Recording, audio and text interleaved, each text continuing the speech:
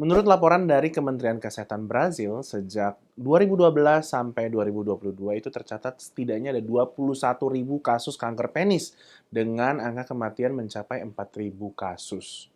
Dan bahkan banyak di antaranya yang sampai diamputasi.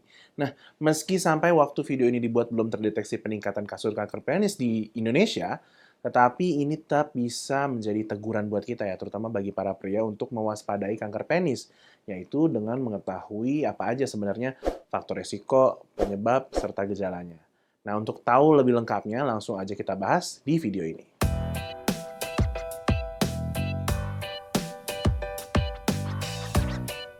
Halo, saya Dr. Abi dari Halo Dokter.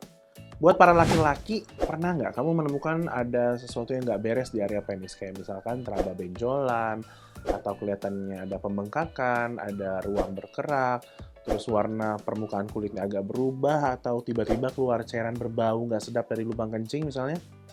Kalau misalkan iya, jangan diabaikan ya. Saya saranin buat segera cek ke dokter dan memastikan apa sebenarnya yang menjadi penyebabnya. Karena bukan yang mau nakut-nakutin nih, tapi beberapa gejala tadi itu bisa jadi gejala dari kanker penis.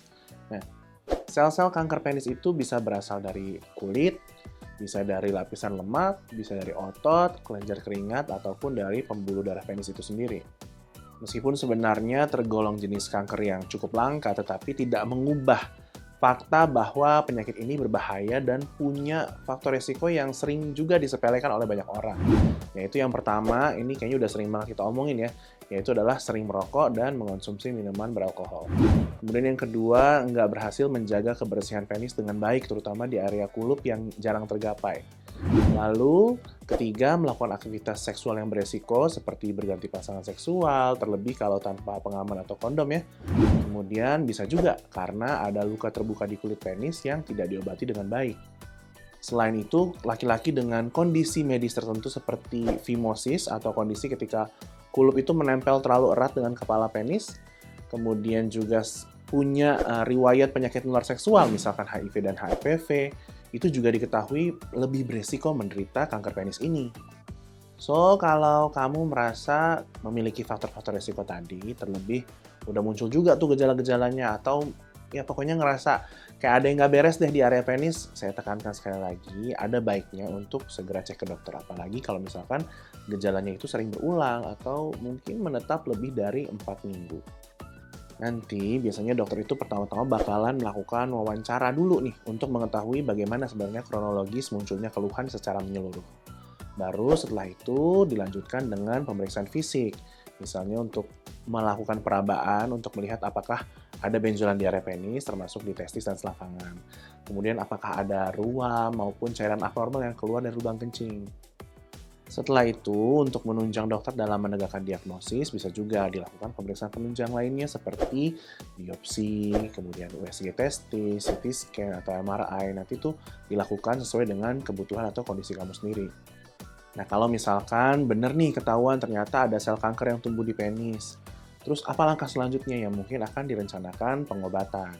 Nah, pengobatannya ini akan diberikan dengan sesuai pada ukuran, lokasi, dan juga stadium atau penyebaran dari kanker penis ini. Saya jelasin secara umum ya, kalau misalkan masih di stadium awal nih, umumnya dokter akan menganjurkan yang pertama pemberian obat oles yang biasanya mengandung bahan kemoterapi. Kemudian yang kedua bisa juga dianjurkan menjalani prosedur sunat jika misalkan kanker hanya ada di bagian kulitnya saja. Yang ketiga bisa juga dilakukan terapi laser untuk menghancurkan tumor atau jaringan abnormal tubuh yang terserang sel kanker tersebut.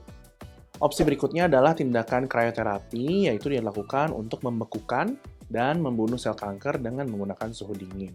Selain itu, mungkin juga dilakukan operasi pengangkatan tumor, serta kemoterapi ataupun radioterapi yang sama-sama bertujuan untuk membunuh dan menghancurkan sel-sel kanker. Tapi kalau ternyata sel-sel kankernya sudah keburu menyebar sampai ke kelenjar getah bening atau mungkin organ tubuh lain, maka dokter mungkin bisa memberikan pengobatan yang lebih menyeluruh. Misalkan limfadenektomi untuk mengangkat kelenjar getah bening di selangkangan, kemudian penektomi untuk mengangkat sebagian penis atau mungkin bahkan seluruh penis. Tentunya semua tindakan dan pengobatan tersebut hanya akan dilakukan berdasarkan kebutuhan pasien berdasarkan dari hasil pemeriksaan dokter secara seksama. Yang jelas, kalau kanker ini lebih cepat ditemukan atau terdeteksi, maka dokter akan memiliki lebih banyak opsi untuk mengobatinya dan mengupayakan hasil terbaik. Tapi mau bagaimanapun, tetap dong ya, lebih diutamakan kewaspadaan agar jangan sampai sel kankernya muncul nih. Nah, upaya yang paling basic yang bisa dilakukan untuk mencegah kanker penis tentu saja adalah dengan menghindari segala hal yang dapat meningkatkan resikonya ya. Seperti yang udah disebutkan di awal tadi tuh, yaitu merokok, mengonsumsi minuman beralkohol, dan abai dengan kebersihan penis. Jangan lupa, penting juga untuk selalu menerapkan perilaku seks yang aman dan sehat, seperti setia dengan satu pasangan seksual, jaga kebersihan alat bantu seks jika digunakan, dan langsung bersihkan area penis setelah berhubungan seks, serta gunakan kondom sebagai pengaman. Akan lebih baik lagi kalau kamu juga sudah menjalani vaksinasi HPV. Untuk lebih jelasnya terkait upaya pencegahan kanker penis, kamu bisa lanjut konsultasi dengan dokter yang ada di aplikasi Alo Dokter nih. Di sini kamu bisa sepuasnya tanya-tanya seputar kanker penis maupun masalah kesehatan yang lainnya. Nanti itu bakal direspons dengan dokternya secara cepat dan juga jawabannya pasti akurat. Lalu kalau dari hasil konsultasi ternyata dokter menilai perlu melakukan pemeriksaan secara tatap muka, maka lewat aplikasi Alo Dokter juga kamu bisa buat janji konsultasi. Supaya kamu nggak perlu capek-capek antri lagi di rumah sakit buat after doang. Lebih praktis kan? So, langsung aja cobain layanan ini dengan download aplikasi Alo Dokter di Google Play maupun App Store setelah video ini selesai. Alright, itu tadi penjelasan seputar kanker penis yang perlu kamu ketahui. Semoga setelah menonton video ini, kamu jadi lebih bisa memperhatikan kebersihan dan juga kesehatan penis ya. Nextnya kita mau bahas topik kesehatan apa lagi nih? Mungkin tentang penyakit menular seksual yang rentan terjadi pada pria? Atau resiko kesehatan pada penis yang lainnya? Kalau kamu punya saran atau ide, langsung aja tuliskan di kolom komentar di bawah ya. Dan buat kamu yang mau selalu up to date sama berbagai informasi kesehatan, langsung aja subscribe channel YouTube Alo Dokter dan nyalain lambang lonceng notifikasinya juga. See you in the next video, dan hidup sehat bersama Alo Dokter.